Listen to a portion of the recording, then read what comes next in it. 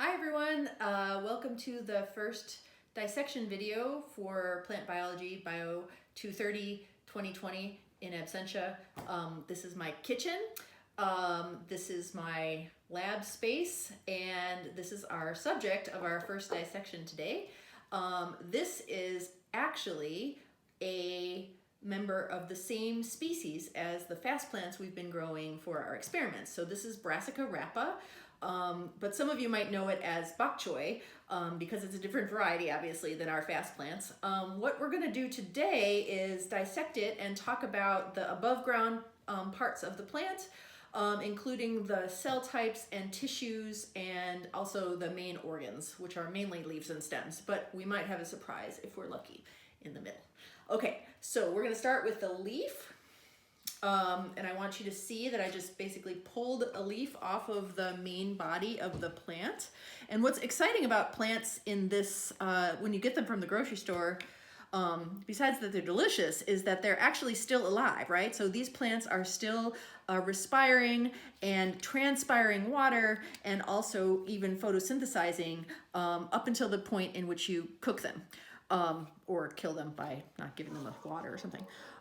Anyway, so here's a leaf. This is a single leaf. It has a petiole and a leaf blade, and you can see the vascular tissue, the veins here, which are netted in this species. The leaf blade feels rather rubbery because it has a very thin layer of epidermal tissue on the outside. And if I had a microscope, I would show you that it also has stomata, and maybe I can do that later when I'm allowed back on campus. Okay, so I think the main thing I wanted to show you about the leaf right now is that it obviously has photosynthetic tissue, as most above ground leaves do.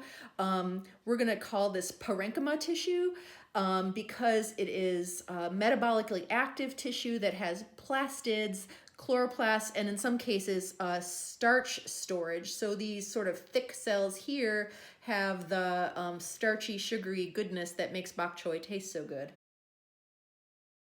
So most of the plant's body is made of parenchyma tissue. You can also, it's harder to see the epidermal tissue, but you can feel it. It feels quite rubbery and smooth.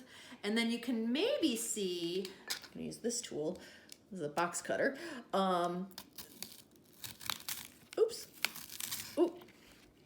In the base of the leaf, there are some veins. They're sort of light green spots. You can sort of see them here and here and here. Those are the vascular tissue, which is connected between the roots all the way through the stem and then into the leaves. These are interconnected xylem and phloem tubes that are bringing the sugars from the leaf to the rest of the plant, and the water from the roots up to the rest of the leaf, where it's used for photosynthesis, as we discussed earlier. I want to show you the rest of the stem. You can sort of see, before I cut it, that the leaves are kind of arranged in a pattern, a sort of a spiral pattern around a central axis.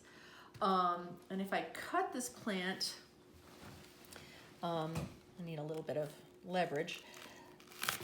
Chunk! Aha!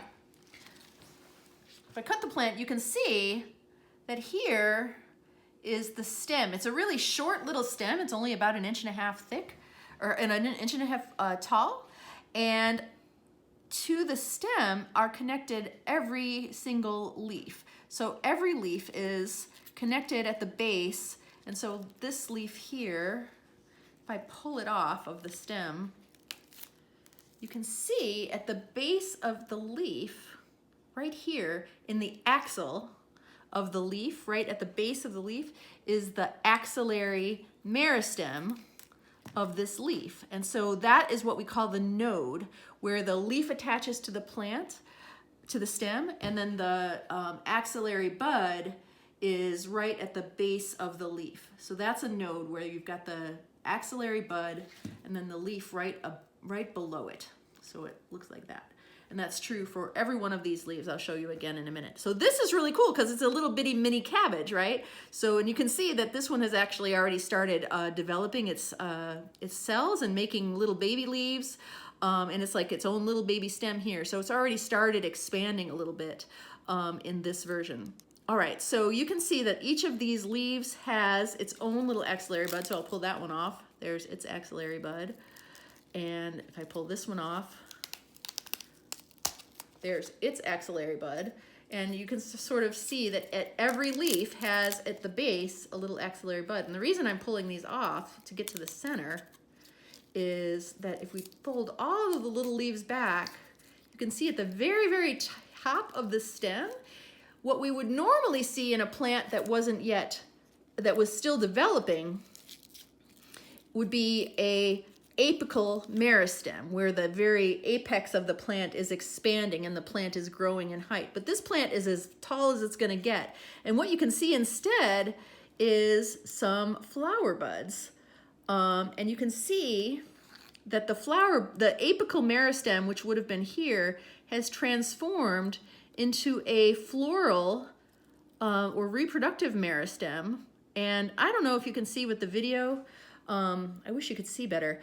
Each one of these buds, if it had enough time and a little bit of light, would open up and turn into a yellow flower with 4 petals that would look just like our fast plant petals and our fast plant flowers, because they're literally the exact same species. So if I could grow this thing to flower, I could literally cross it with our fast plants and we would get some unusual combination.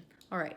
That's all I'm going to say about this, because that's 5 minutes, which is probably more about Brassica than you ever thought you could handle. But wait, there will be more tomorrow, because we're going to dissect a red cabbage, which I have up in the window right now waiting for us.